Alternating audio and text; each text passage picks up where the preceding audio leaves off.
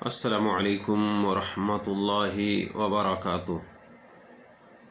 بسم اللہ الرحمن الرحیم، الحمد للہ رب العالمین، والصلاة والسلام علی اشرف الانبیاء والمرسلین، نبینا محمد وعلی آلہ واصحابہ اجمعین، اما بعد، فاعوذ باللہ من الشیطان الرجیم، بسم اللہ الرحمن الرحیم، وَأَتِمُّوا الْحَجَّ وَالْعُمْرَةَ لِلَّهِ۔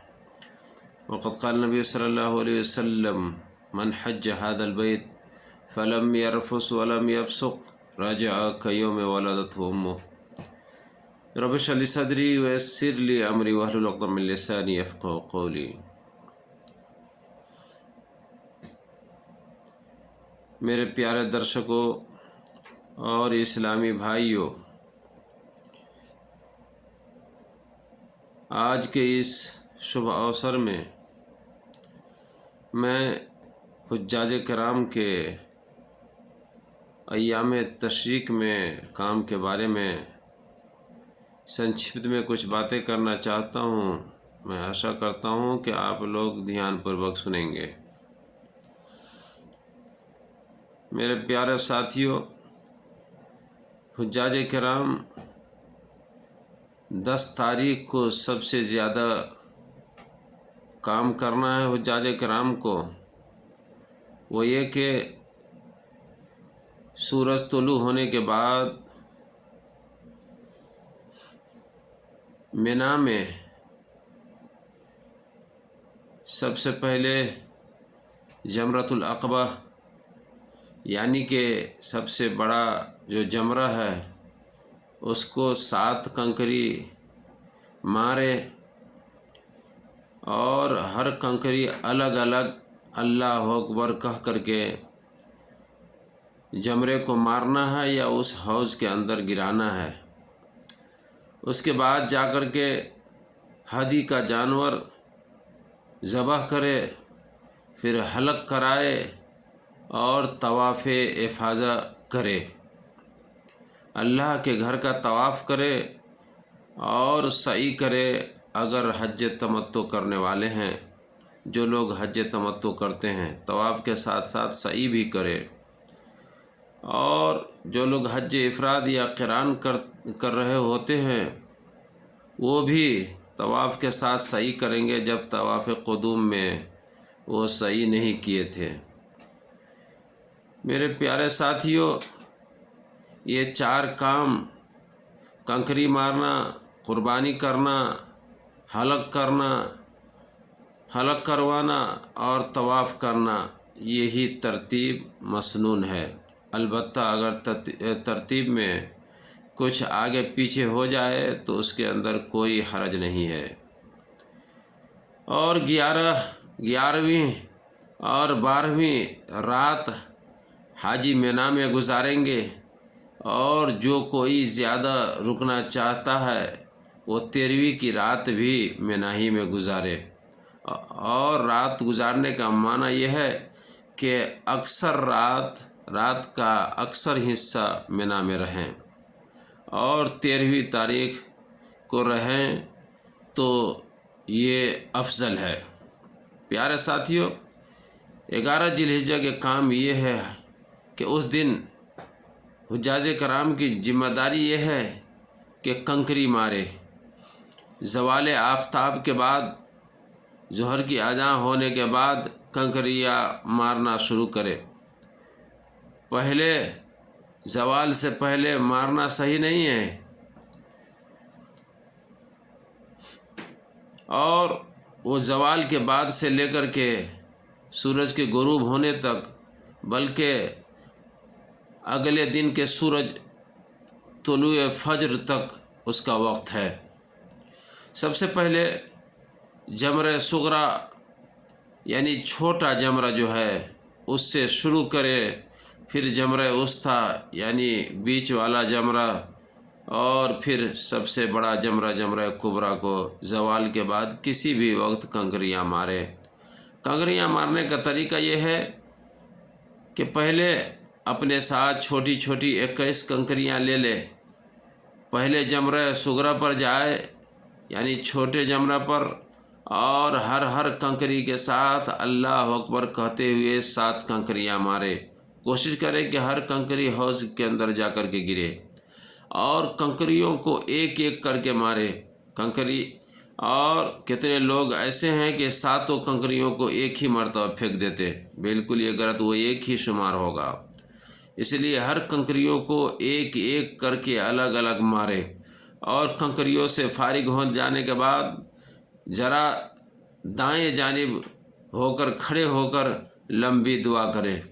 پھر اس کے بعد جمرہ وسطیٰ یعنی بیچ والے جمرہ کو جائے اور ایک ایک کر کے 7 کنکریاں مارے، اور ہر کنکری کے ساتھ اللہ اکبر کہے۔ اور سنت یہ ہے کہ کنکریاں مارنے کے بعد ذرا بائیں طرف ہو جائے اور لمبی دعا کرے۔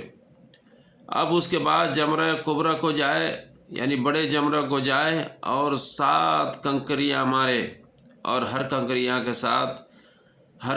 کے ساتھ اللہ اکبر کہے۔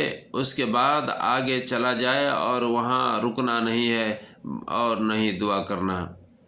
یہ 11 ذی الحجہ کے کام، اور اسی طریقے سے 12 ذی الحجہ کا بھی اسی طریقے سے کام ہے کہ جو کام اس نے 11 تاریخ کو کیے وہی کام اس دن بھی کرے۔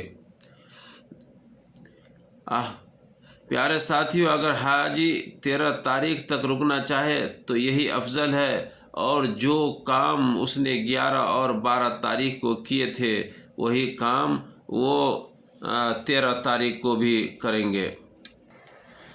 پیارے ساتھیوں، جو کام 11 12 تاریخ کو کیے تھے وہی کام 13 تاریخ کو بھی کرنا ہے۔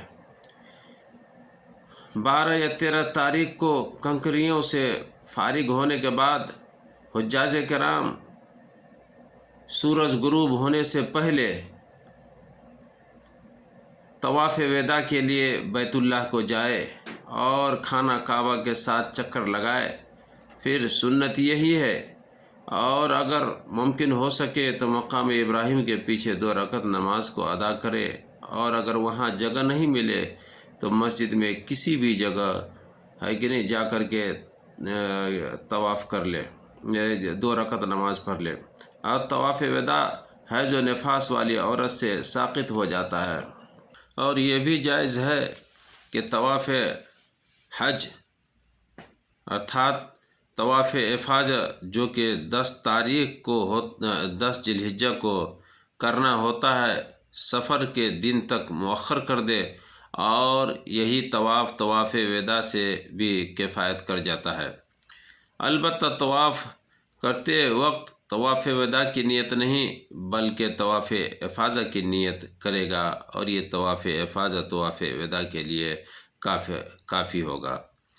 تیسری بات یہ ہے کہ طواف وداع سے فارغ ہونے کے بعد ضروری ہے کہ حاجی کسی کام میں مصروف نہ ہوئے بغیر وہ بلکہ مکہ مکرمہ سے وہ نکل جائے، اور اپنے وقت کو ذکر و اذکار اور دوسری مفید چیزوں کے سننے میں استعمال کرے۔ طواف وداع کے بعد تھوڑی دیر مکہ میں رکنے میں کوئی حرج نہیں ہے، مثلاً ساتھیوں کا انتظار کرنا، اس کے بعد کھانے پینے کا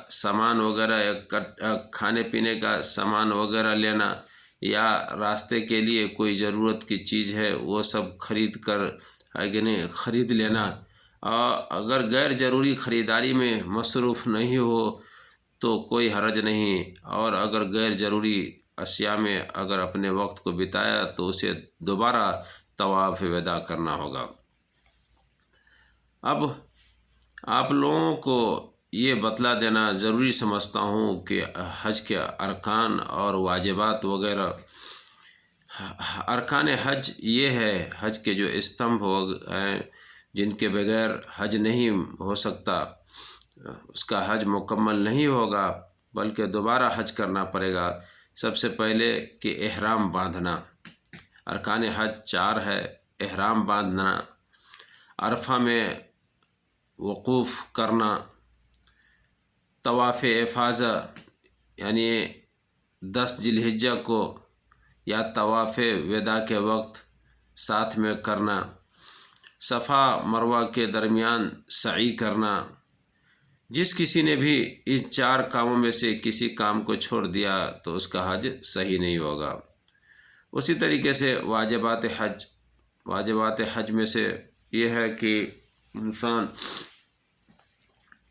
میقات سے احرام باندھے، اور دوسری بات یہ ہے واجبات حج یہ 7 ہے۔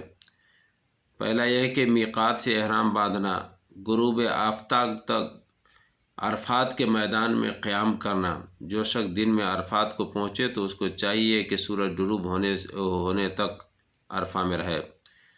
تیسری بات یہ ہے کہ مزدلفہ میں اس کے میدان میں رات گزارنا، یہاں تک کہ دن فجر کے بعد خوب سفید ہو جائے۔ البتہ کمزور لوگ آدھی رات کے بعد وہ جا سکتے ہیں، کمزور آدمی اور عورت اور بچے وغیرہ۔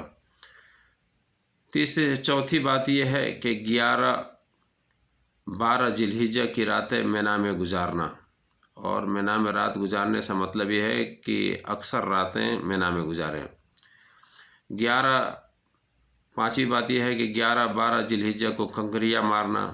اسی طریقے سے چھٹی بات یہ ہے کہ سر کے بال کو چھلانا، حلق کرنا، اور 7ویں بات یہ ہے کہ طواف وداع کرنا۔ یہ سب حج ہے۔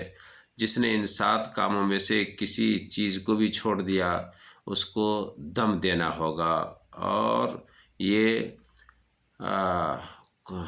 بکرا ذبح کرے یا 7واں حصہ گائے یا اونٹ کا قربان کرے اور وہ حرم کے غریبوں میں تقسیم کر دے۔ یہ تھے واجبات۔ میرے پیارے ساتھیو، اللہ رب العالمین سے دعا ہے کہ الہ العالمین ہم تمام مسلمانوں کو حج کی سعادت نصیب فرمائے، اور جب ہمارا خاتمہ ہو تو خاتمہ بالخیر ہو۔ آمین۔ وآخر دعوانا الحمدللہ رب العالمین۔